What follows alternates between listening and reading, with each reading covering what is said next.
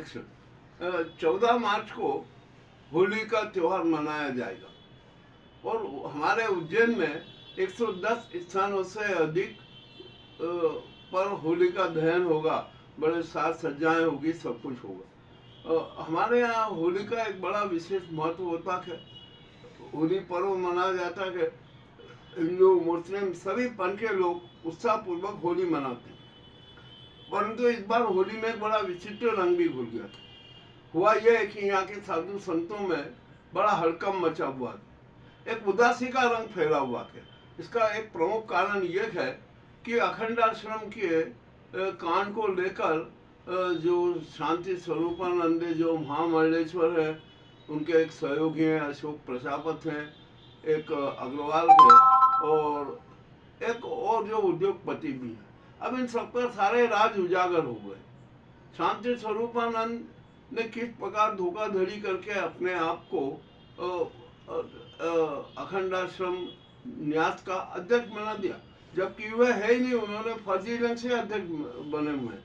उनका जो भी काम हुआ और कोर्ट ने स्पष्ट आदेश दे दिया कि ये शांति स्वरूपानंद कोई अधिकृत अध्यक्ष नहीं है, ये उन्होंने फर्जी ढंग से सारा काम किया। और कोर्ट ने आदेश दिया कि पुलिस जांच करके इनके खिलाफ प्रकरण दर्ज करे। अब पुलिस ने जांच भी आरंभ कर दी, प्रकरण भी दर्ज होगा। अब इसी बीच में जो उज्जैन में अनेक जो संगठन है, जो आध्यात्मिक संगठन है, धार्मिक संगठन है, वे भी सड़क पर उतर गए।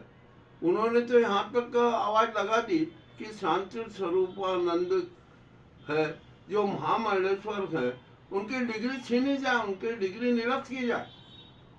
जो यहाँ पर उनका ये कहना है कि अब शांति स्वरूपानंद जो सन्यासी का रूप छोड़कर साधारण वस्त्रों में आ जाए और आ भी जाना चाहिए, क्योंकि उनका जो पुराना जो रिकॉर्ड है वो भी अच्छा नहीं है।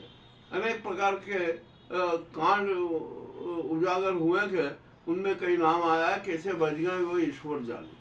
अब जो भी होता है, अब यहाँ पर हम बात करते हैं कि जो अखंड आश्रम की जमीन पर 4 धाम मंदिर बना हुआ है, आखिरकार वो उसका आधिपत्य किसका रहेगा। और अब तो यहाँ पर स्पष्ट बात कह देना चाहते हैं कि अखंड आश्रम की जमीन पर चाहे वो 4 धाम बना हो, होटल बनी हो और जो भी कुछ बना हुआ हो, उसका सारा आधिपत्य अखंड आश्रम को ही रहेगा, उसके न्यास का ही रहेगा। अखंड आश्रम की जहाँ तक बात करें, वो करपात्री जी महाराज का एक संस्थान था। वहाँ पर बड़े बड़े आध्यात्मिक प्रवचन होते थे, आराधनाएं होती थी। वहाँ पर शिव की आराधना होती थी, सभी ज्ञान गंगा का वो होता था। तो उस जो अखंड आश्रम को छल पूर्वक, धोखाधड़ी पूर्वक शांति स्वरूपानंद ने हड़पा और वहाँ पर अपना साम्राज्य फैलाया। अब वो समय आ गया है कि अब उनका साम्राज्य खत्म होगा। अखंड आश्रम वास्तव में अपने आप में एक अच्छे स्वरूप में हमें सामने आएगा और जो संस्थाएं विरोध कर रही है वो अब सड़कों पर उतर कर विरोध करेगी। और इस बात को लेकर साधु संतों में हड़कंप मचा हुआ। मैं थीम न्यूज की तरफ से और घोषणा करता हूँ कि यहाँ पर ऐसे अनेक साधु संत हैं जिनके रिकॉर्ड हमारे पास में है, जिनके साक्ष्य हमारे पास में है और जिनके पीछे बदनामी की पूरी एक लंबी कहानी है। तो ऐसे साधु संतों में सब में हड़कंप मचा हुआ है कि अब क्या होली का रंग क्या खेलेंगे। वे तो भ्रष्टाचार ये ने जो गलत काम किए थे उसके रंग से ही परेशान है और वे अपना चेहरा अपने आप काला कर रहे हैं। अब यहाँ पर हम एक बात बहुत कह देना चाहते हैं, शांति स्वरूपानंद अपने सारे पाप स्वीकारें और अखंड आश्रम को उसका अधिकार वापस कर दें। जो लाखों के जो हेरा फेरी की है वो किया गया, वो सारा समाप्त हो जाए। और मैं एक बात और कह दूं कि अब वो दिन भी दूर नहीं जब शांति स्वरूपानंद और उनके अन्य साथियों को सरकारी कृष्ण मंदिर में भी रहना पड़ेगा। अब कितने दिन रहेंगे, कितने समय रहेंगे, ये वक्त तो बताएगा, किंतु एक सरकारी कृष्ण मंदिर में जाना तो तय है।